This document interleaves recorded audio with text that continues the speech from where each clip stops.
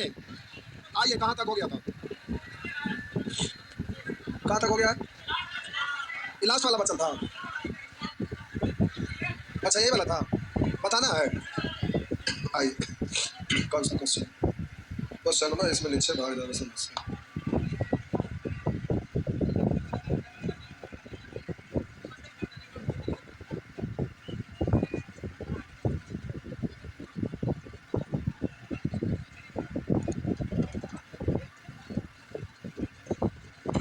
ये प्रश्न प्यारे बहुत बढ़िया प्रश्न है, एग्जाम में एक दो बार नहीं, यो समझ लीजिए कि ये वाला क्वेश्चन बार बार खूब एग्जाम में पूछता है, बहुत ही काफी बढ़िया प्रश्न है। आइए, करा निम्नलिखित प्रश्न का उत्तर देने के लिए इस सारणी को ध्यान से पढ़िए। विभिन्न विषयों में विभिन्न छात्रों के प्राप्त अंकों का प्रतिशत कर आए। छात्र का नाम अंकिता, बकुल, चैतन्य, दीपाली, गौरी, हिमानी। विषय का नाम है हिंदी, अंग्रेजी, गणित, समाजशास्त्र, भौतिक शास्त्र, रसायन शास्त्र, जीव विज्ञान, संस्कृत। ये हिंदी 150 अंक का है, अलग अलग सब्जेक्ट में अलग अलग पूर्णांक रहता है। अंग्रेजी 150, गणित 150, समाज शास्त्र 125, भौतिक शास्त्र 75, पूर्णांक दिया हुआ है। रसायन शास्त्र 75, जीव विज्ञान 75, संस्कृत 50। अब ये आपका पूर्णांक दिया हुआ है और यहाँ का विभिन्न विषय में छात्रों का प्राप्त अंकों का प्रतिशत, इसका मतलब ये अंदर में क्या दिया हुआ है? प्रतिशत दिया हुआ है। तो ये आपका डाटा है। अब प्यारे आपको जल्दी से इसको बनाना है। आइए, अब प्रश्न के लिए किताब लेना पड़ेगा। प्रश्न में कह रहा है कितने छात्रों को एक से अधिक विषय में सर्वाधिक अंक मिले? कितने छात्रों को? तो बड़ा खतरनाक क्वेश्चन है। यही तो निकालना है। कह रहा है कितने छात्रों को एक से अधिक विषय में सर्वाधिक अंक मिले हैं। कह रहा है कितने छात्रों को एक से अधिक विषय में सर्वाधिक मिले हैं। तो देखिए बड़ी खतरनाक है, आपसे पहुंच के बाहर है। देखिए हम बना रहे प्यारे, आप हमको बताइए हिंदी में सर्वाधिक किसको मिला है? हिंदी में सर्वाधिक, रुक जाए, हड़बड़ाइएगा नहीं। हिंदी में सर्वाधिक अगर आप देखते हैं तो प्यारे सबसे बड़ा यही डिजिट है ना, तो ये प्रतिशत है। और अंकिता, बकुल, चैतन्य, दीपाली, गौरी, हिमानी सब के लिए तो पूर्णांक सेम है ना। तो जिसका प्रतिशत ज्यादा है तो इतना परसेंट निकालेंगे तो अंक निकलेगा, उसी का ज्यादा आएगा। जिसका प्रतिशत ज्यादा है उसी का ज्यादा अंक मिलेगा। यानी हम हिंदी में सर्वाधिक की बात करेंगे तो किसको सबसे ज्यादा? बोलिए, हिंदी में सर्वाधिक तो आप बोलिएगा सर चैतन्य को। ये बात समझ में आया? किन्हीं को कोई यहाँ दिक्कत? घुमा के क्वेश्चन दिया हुआ इसलिए नहीं बनेगा। आइए, उसके बाद अंग्रेजी में सर्वाधिक की अगर हम बात करें तो प्यारे अंग्रेजी में सर्वाधिक किसको? अंग्रेजी में सर्वाधिक बकुल को। नाम है पकला लेकिन काम है जबरदस्त। आइए, उसी तरह से प्यारे गणित में सर्वाधिक बकुल को। गणित में सर्वाधिक बकुल को। बोलिएगा समाज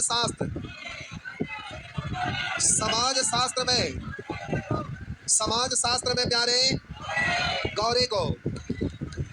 गौरी। आगे भौतिक शास्त्र प्यारे लिखा हुआ है, भौतिक शास्त्र में 84 बकुल को ना, बकुल को। आगे रसायन शास्त्र लिखा हुआ, रसायन शास्त्र में सर्वाधिक, रसायन शास्त्र में गौरी। आगे जीव विज्ञान, बोलिए बकुल को। आगे संस्कृत, बता था संस्कृत चैतन्य को। अब प्यारे जरा ध्यान दीजिएगा, समझना है। बोलिए चैतन्य को कौन कौन सा विषय में सर्वाधिक मिला? अब आपको समझ में आया कि क्वेश्चन क्या कहा था? यही घुमा दिया था। कह रहा है कितने छात्र को एक से अधिक विषय में सर्वाधिक अंक मिले? एक से अधिक विषय में। तो देखिए इधर कौन कौन नाम आया हुआ है? चैतन्य। तो प्यारे चैतन्य को एक से अधिक विषय है ना, अभी लिखिए ना लिखे डायरेक्ट बोल सकते हैं। चैतन्य को किस किस चीज में ज्यादा है? हिंदी चैतन्य, और बोलिए संस्कृत, एक से अधिक विषय है ना। और बोलिएगा चैतन्य नाम आ गया, बकुल नाम लीजिए। तो बकुल को प्यारे कौन कौन विषय में? ये लिखे की जरूरत ना है, वैसे यही से आंसर आ जाएगा, लेकिन हम एक्सप्लेन कर देते हैं। बकुल को ज्यादा मिला है अंग्रेजी में, गणित में, लिखे की जरूरत नहीं था, ऐसे डायरेक्ट आंसर दे देते हैं। बोलिएगा बकुल को गणित में, बकुल को भौतिक में, बकुल को जीव विज्ञान में। तो बोलिएगा भौतिक में और बोलिए जीव विज्ञान में, और बोलिए बकुल के अलावा और कौन नाम आया है? गौरी। गौरी को देखिएगा किस किस विषय में? समाज शास्त्र और रसायन शास्त्र। समाज शास्त्र और प्यारे रसायन शास्त्र। तो कह रहा कितने लिखा है, कितने छात्रों को एक से अधिक विषय में सर्वाधिक मिला? चैतन्य को एक से अधिक, बकुल को एक से अधिक, गौरी को एक से अधिक, यानी आपका आंसर होगा 1 2 3। तो आपका आंसर हो गया प्यारे 3। बात समझ में आया? आप ये प्रश्न उलझा के पूछा इसीलिए फंस गए। और एग्जाम में प्यारे ये क्वेश्चन एक बार नहीं बहुत ज्यादा बार ये वाला वैरायटी आपका रिपीट किया है। डिजिट सेम नहीं रहता है, कभी कभी सेम भी रहता है, लेकिन डिजिट सेम की आप आशा नहीं करेंगे। मैथ में डिजिट सेम से मतलब है क्वेश्चन का पैटर्न से। तो प्यारे ये जो प्रश्न 21 नंबर है ना, ये वाला बात आप ध्यान रखिएगा, नहीं तो फिर यहाँ पर फंस जाइएगा, आपके पहुंच से बाहर होगा। क्या हुआ? हाँ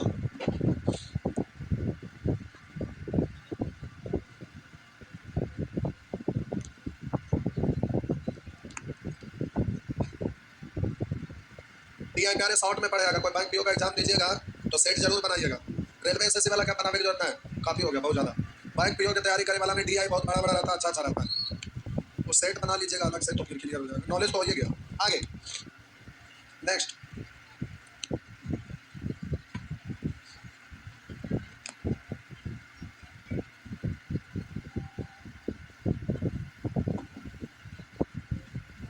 पढ़े, बोलिए कितना देर मेरे छापा।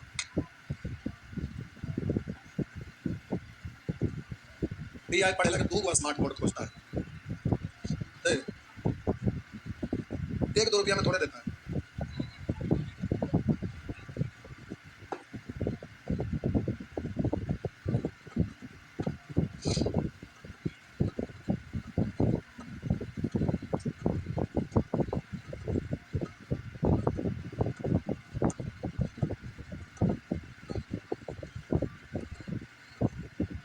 हो गया। आइए लिखा है अगला प्रश्न, अंकिता को संस्कृत में मिले अंक गौरी को उसी विषय में मिले अंक के कितने प्रतिशत हैं? कह रहा है अंकिता को संस्कृत में मिले अंक गौरी को उसी विषय में मिले अंक का कितना परसेंट? गौरी वाला नीचे और बोलिए अंकिता वाला ऊपर, प्रतिशत में बदलिएगा 100 से। तो प्यारे अंकिता को संस्कृत में मिले अंक, गौरी को उसी विषय में मिले अंक। तो गौरी को बोलिए कितना परसेंट? तो 50 का 64%। अब ये लिखे की जरूरत ना है, पूछे क्यों? क्योंकि ऊपर में भी वही लिखेंगे तो कट ही जाएगा। बोलिए अंकिता का 70% है, तो 50 का 70%, तो कट ही नहीं जाएगा। तो पढ़ते के साथ पता चल जाता है कि अगर दूसरा सब्जेक्ट में रहता तो पूर्णांक लिखे पड़ता, नहीं तो खत्म है। ठीक, दशमलव के 2 अंक बाद तक पूर्णांक कितना, तो 2 अंक तक करिएगा। 4 से काटिए 16 4 64, 4 से 25 और बोलेंगे 2 से 35 और 2 से 8 गुना करके 2 अंक के बाद दशमलव पूछ रहा है तो 3 अंक तक निकालिएगा। तीसरा अंक 5 या 5 से बड़ा रहेगा तो उसके पहले वाला को एक बड़ा करके लिखिएगा। जब भी आपका स्पेशल रूप से कहा दे कि 2 अंक तक दशमलव के बाद पूर्णांकित है तो 3 अंक निकालिएगा। अगर 3 अंक तक पूर्णांकित है तो उससे एक आगे यानी 4 अंक तक। अगर 3 अंक रहेगा तो 4 अंक तक, 2 अंक रहेगा तो 3 अंक तक। तीसरा अंक 5 या 5 से ज्यादा है तो उसके पहले वाला को एक बढ़ा लिया जाता है। ठीक, बात समझ में आया ना? समझ में आया? कहते ना सुअर है ये तो कहाँ समझ में आएगा प्यारे। 25 पंचे 125 हासिल 12, 25 या 75 और 12 87 बट्टा 8। 8 से काट डालिए, 8 ही का 8 7 उतरा तो अब नहीं लगा तो एक बार अंक उतारने के लिए 0 देना पड़ेगा ना। तो अब 8 नामा 72, 3 बचा तो दशमलव दिए तो 0 उतरा था। 23 8 दिया 24, 6 बचा था 0 उतरा। 8 7 56, 4 बचा तो 0 उतरा। 8 पंचे तो 5 है तो एक बढ़ा देंगे ना। तो प्यारे 109.38 दशमलव के बाद 2 अंक तक बोला कि 3 अंक तक, 2 अंक बाद तक। तो प्यारे 109.38 यानी आंसर डी हुआ ना। नेक्स्ट आंसर प्यारे डी हो गया, आंसर डी।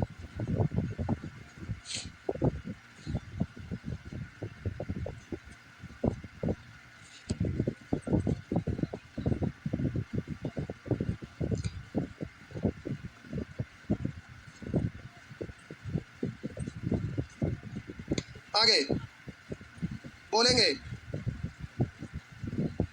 अगला प्रश्न, सभी विषयों में मिलाकर सर्वाधिक किसे अंक मिले हैं? वो जो निकाले थे उसी से हो जाएगा। हो गया, ठीक है। आगे कहना भौतिक शास्त्र में सब छात्रों को मिलाकर औसत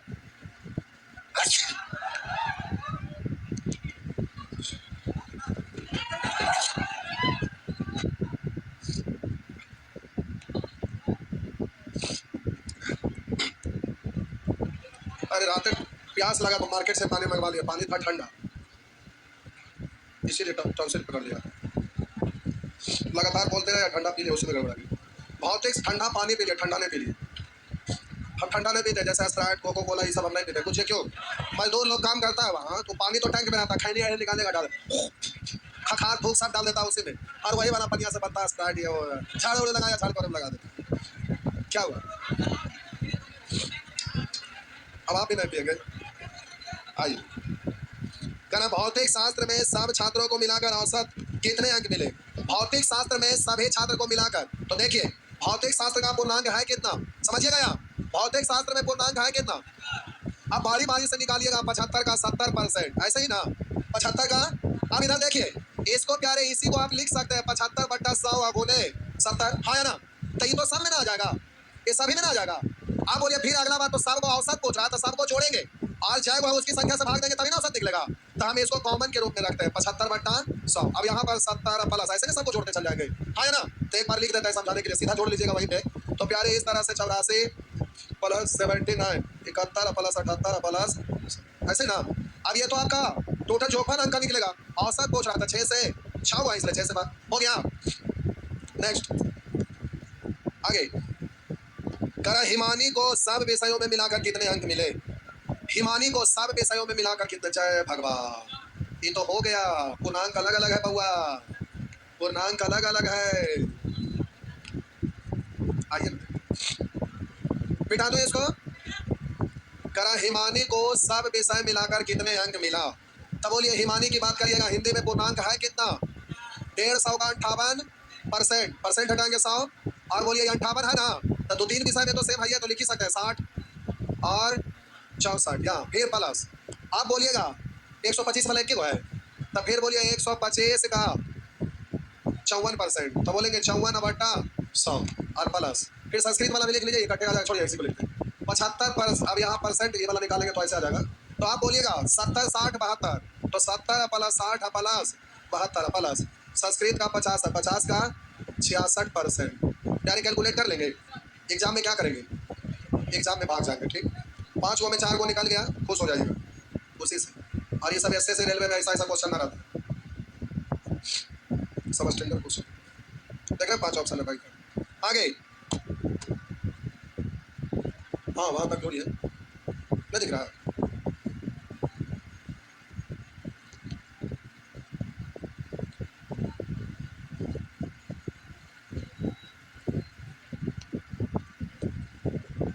नहीं दिख रहा है, कने करियो तो ना, एक जगह ठीक जगह, और इससे अच्छा जगह ना नीचे उतना में ना हट। तो आपका भी मुराद पूरा ही कर देता है, नीचे नीचे चिल्लाने। अब मेरा से नीचे ना जाए,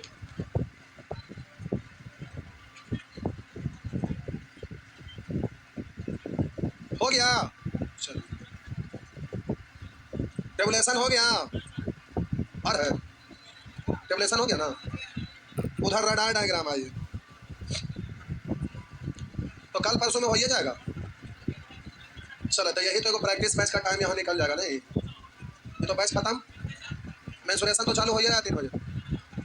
डायग्राम को बैच का भी खत्म, वाली DI खाली चला रहे थे, और से थोड़ा भाई बैच खत्म है। ये बैच में सब हो गया था, दूसरे बैच वाले आए हैं तो उसके अनुसार थोड़ा चलेगा। क्या हुआ, ये बैच में ना हुआ है, झूठ बोलेंगे। ये बैच में DI भी नहीं पढ़ाना था, जबरदस्ती का DI पढ़ाए, झूठो झूठो नहीं बोलिए।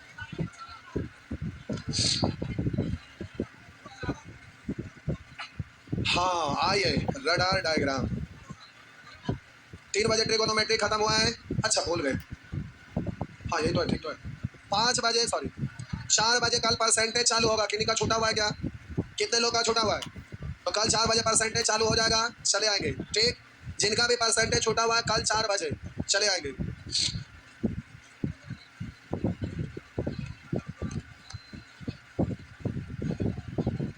आगे हो पाएगा ना, होगा वो भी ना करेगा जबरदस्ती। ये आपका रडार डायग्राम है, टाइम आपका ओवर है प्यारे, नहीं हो पाएगा। देखिए 1 सेकंड और रुक जाइए प्यारे। सब लोग मोबाइल नंबर और पेपर पर लिखे, पेपर जमा कर दिए, पेपर जमा कर दीजिए पहले। रुका, उठा मत, हड़बड़ा मत, 2 मिनट रुक जाओ, और भी पेपर है। उधर जा रहे, उधर जा, उधर जा रहे। सौरभ को भी बुला लीजिए ना, सौरभ को भी बुला लीजिए ना। ओ, प्यारे सभी लोग ऐप डाउनलोड कर लीजिएगा। ये छुट्टी का आनंद उठाइए। त्योहार एक अलग चीज है जिसमें एंजॉय करते हैं, अच्छी बात है। घूमने फिरने के समय में घूमिए फिरिए। बोलिए कौन ऐसा समय है जिसमें लोग बेकार बैठे रहते हैं, टाइम बर्बाद होता है? छुट्टी के समय, सुबह में। देखिए रात में लोग घूमते हैं, दोस्त से बतियाते हैं, लेट से सोते हैं तो 8 बजे 9 बजे तक सोते हैं। 10 बजे बढ़िया टाइम है, 10 बजे स्नान उस्नान